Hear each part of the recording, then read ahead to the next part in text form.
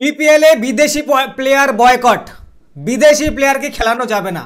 কারণটা হচ্ছে বিদেশি প্লেয়াররা টাকা চাচ্ছে, আমরা তো দিতে পারবো না। তাই আমরা বিপিএলের সমস্ত বিদেশি প্লেয়ারকে আমরা বয়কট করে দিলাম। যারা আমাদের বিরুদ্ধে যাবে তাদের কিন্তু বয়কট করে দেবো। চাই আমরা টাকা দিতে পারি আর না পারি, আমাদের এখানে আসছো তার মানে তো আমাদের খেলতে হবে, না হলে তো আমাদের বয়কট। আর এটা হলো কারণটা হচ্ছে ফরেন প্লেয়ারদের কিন্তু টাকা দেওয়ার কোনো নামগন্ধ নেই।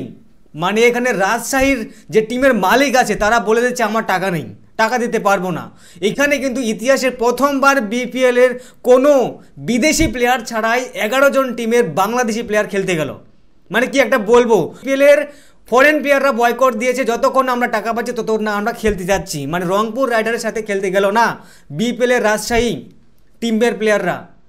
কি করে দিল এটা, কি হয়ে গেল? বলবো না, এটা কিন্তু বিপিএলের মূল অর্থ আমি যেটা মনে করি, এটা কিন্তু বিনোদন প্রিমিয়ার লিগ।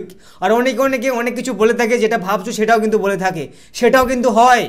কারণটা হচ্ছে তাদের কিন্তু বেতন দেওয়ার টাকা নাই, এবং তার সাথে সাথে আরেকটা দল, সেটার নাম হচ্ছে চিট্টাগং কিংয়েও কিন্তু টাকা নেই, তাদেরও কিন্তু টাকা নেই।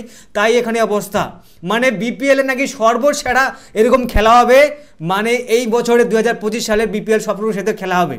তবে সর্বসেরা তো দূরের কথা, সর্বহারা হয়ে গেছে বিপিএলের স্কোয়াডের টিমের প্লেয়ারদের টাকা না দিতে পেয়ে। আর দিবে কি করে? এইখানে কিন্তু কোনো রকম স্পন্সর পায়নি। স্পন্সর না পাওয়ায় বিপিএলের টিমের মালিকরা তারা কিন্তু তাদের প্লেয়ারকে টাকা দিতে পারছে না। টাকা না দেওয়ার ফলে এরকম অবস্থা।